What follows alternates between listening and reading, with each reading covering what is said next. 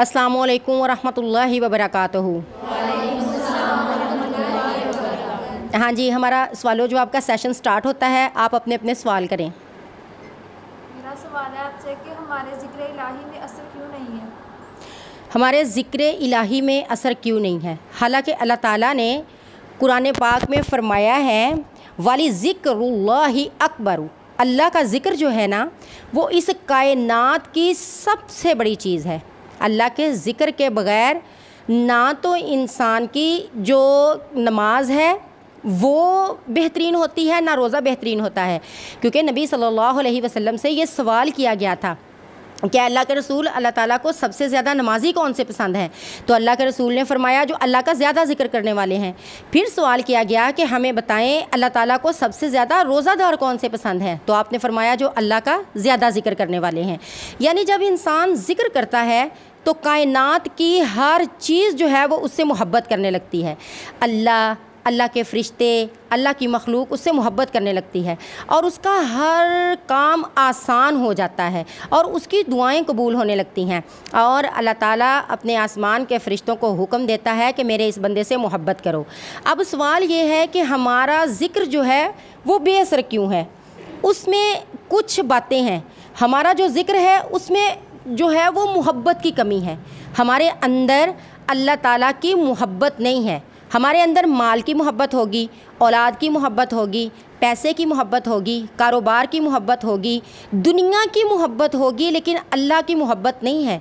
और जिसके दिल में अल्लाह की मोहब्बत नहीं है, अल्लाह ने फरमाया वल्लज़ीना आमनू अशद्दु हुब्बन लिल्लाह, वो लोग जो ईमान लेकर आए हैं वो अल्लाह की मोहब्बत में सबसे ज़्यादा सख्त हैं। अल्लाह जिस्म जो है वो बग़ैर सर के कुछ भी नहीं है। इसी तरह ज़िक्र इलाही जो है जब तक उसमें अल्लाह की मोहब्बत शामिल नहीं होगी तो ज़िक्र इलाही का कोई मज़ा नहीं है और ज़िक्र इलाही में कोई इत्मीनान नहीं है और उस वक्त तक ज़िक्र इलाही में कबूलियत भी नहीं है। बग़ैर दड़ के जिस्म जैसे है कि हमारे अंदर जब अल्लाह ताला की मोहब्बत नहीं है। तो आइंदा हमने जब भी ज़िक्र करना है हमने अपने अंदर अल्लाह की मोहब्बत पैदा करनी है।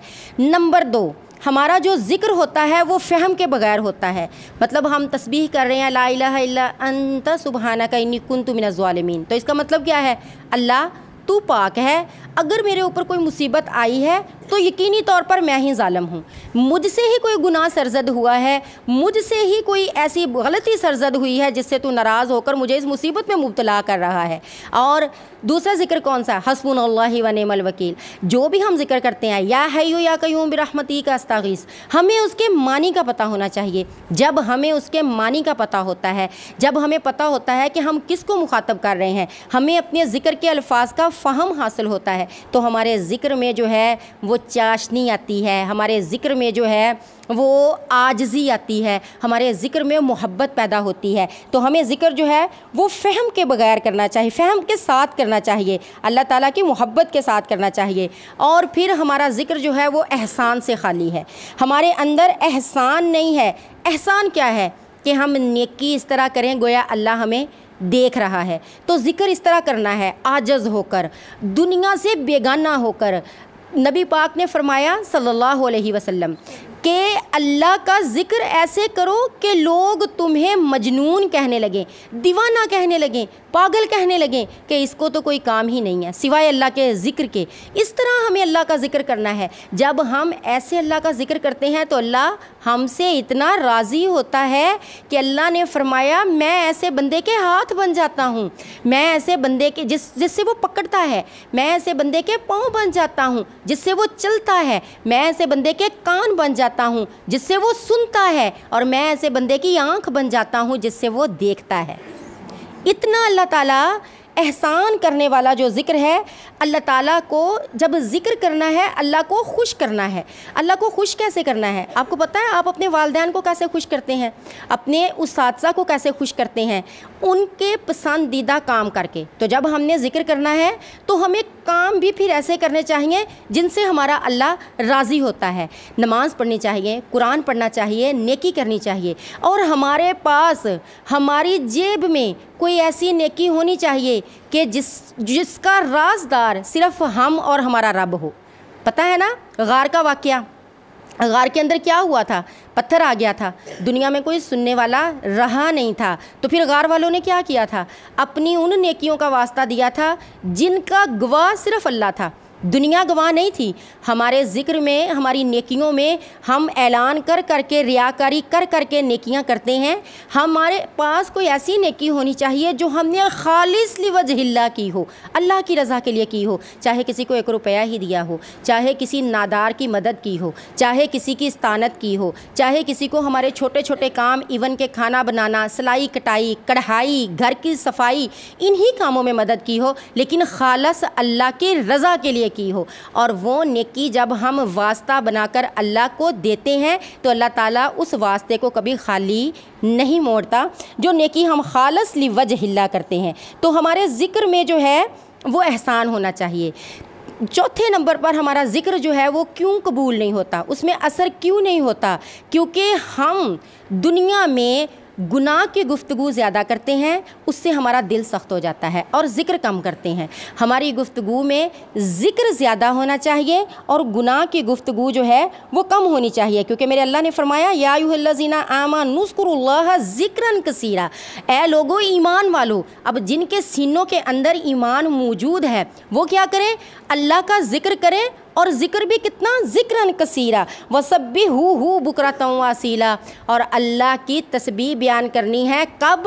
صبح کو بھی اور شام کو بھی، یعنی ہر وقت اللہ کی تسبیح بیان کرنی ہے۔ تو ہمارے اندر کیا ہے؟